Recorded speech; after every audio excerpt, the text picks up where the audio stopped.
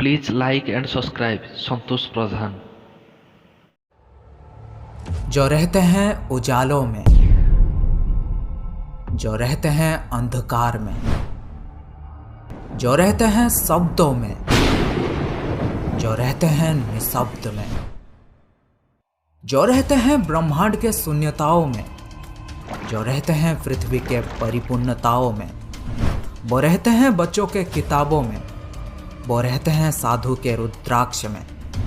अंधे का आँख है वो, लंगड़े का वैसाखी है वो।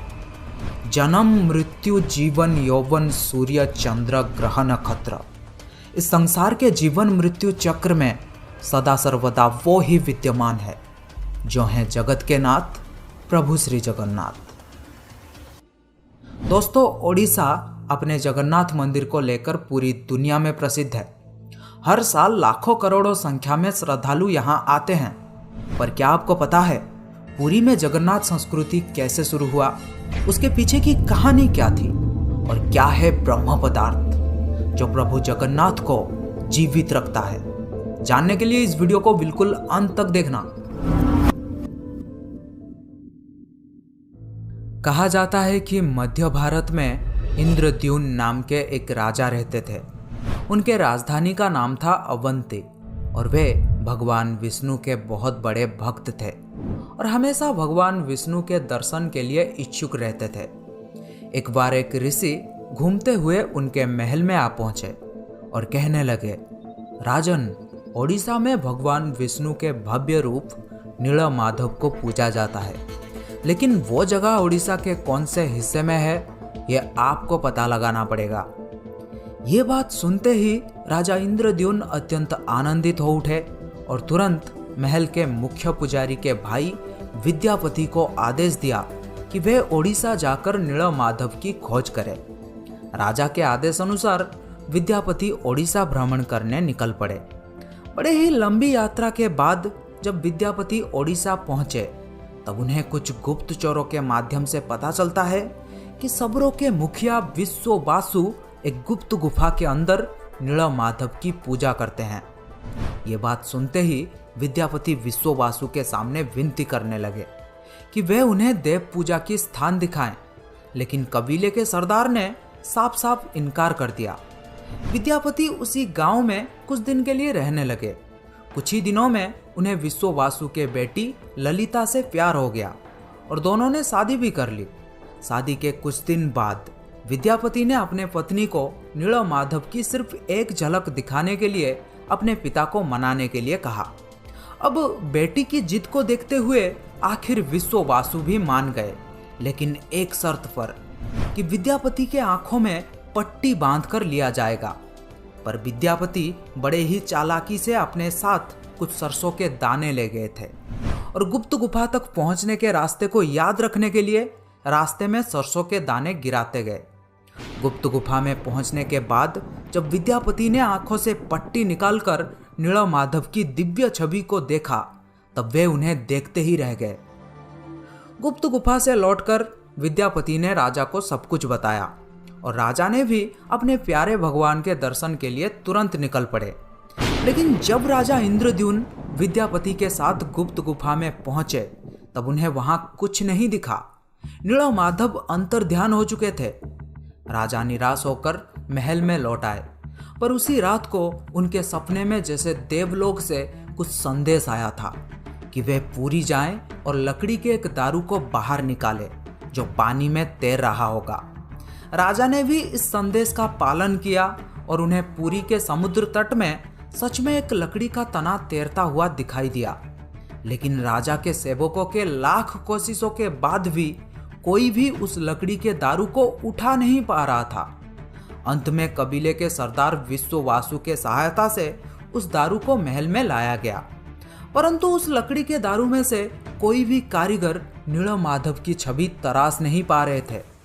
कहते हैं कि जब इस काम को करना नामुमकिन हो गया तब देवताओं के शिल्पीकार श्री विश्वकर्मा एक बूढ़े बढ़ाई के रूप में प्रकट हुए। उन्होंने राजा को भरोसा दिलाया कि वे मूर्ति निर्माण कर सकते हैं, लेकिन कुछ शर्त पर कि वे भगवान विष्णु के मूर्ति को 21 दिन में बनाएंगे और अकेले ही बनाएंगे और कोई भी उनके काम में बाधा ना डाले। राजा ने यह सभी शर्त मान लिया। लोगों को सिर्फ आरी, छेनी और हथौड़ी इत्यादि की आवाजें सुनाई देती थी।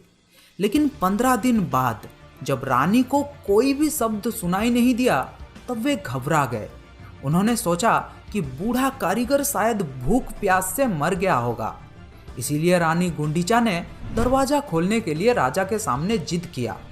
आखिर में दरवाजा खोला गया और राजा ने देखा कि वो बूढ़ा कारीगर जैसे गायब हो गया है और अपने पीछे आधा बना 3 मूर्ति छोड़ गया है, जो आज प्रभु जगन्नाथ, बड़े भाई बलभद्र और छोटी बहन सुभद्रा के रूप में पुरी के श्री मंदिर में पूजे जाते हैं। आपने देखा होगा जगन्नाथ के हाथ पैर आधा बना हुआ है, जिसका कारण यही बताया जाता है। कहते हैं कि द्वापर युग में कृष्ण की लीला एक शबर के हाथों समाप्त हुई थी और कलयुग में नीलमाधव की यात्रा शुरू हुई थी और एक शबर विश्ववासु के हाथों। दोस्तों, क्या आपको पता है प्रभु जगन्नाथ को भी बुखार होता है, उनको भी दवाई दिया जाता है। कभी कभी ठीक हो जाते हैं पर कभी कभी नहीं। उनका पुनर्जन्म होता है जिसे कहा जाता है नवकळेबर, जो हर 8 साल, 12 साल या 19 साल में एक बार होता है। इन दिनों ओडिशा सरकार पुरी में अंधकार का ऐलान करते हैं और कुछ खास पुजारी आंखों में लाल कपड़ा और हाथों में लाल कपड़ा बांधकर पुरानी मूर्ति से कुछ रहस्यमयी चीज को निकालकर नई मूर्ति में लगा देते हैं, जिसे कहा जाता है ब्रह्म पदार्थ।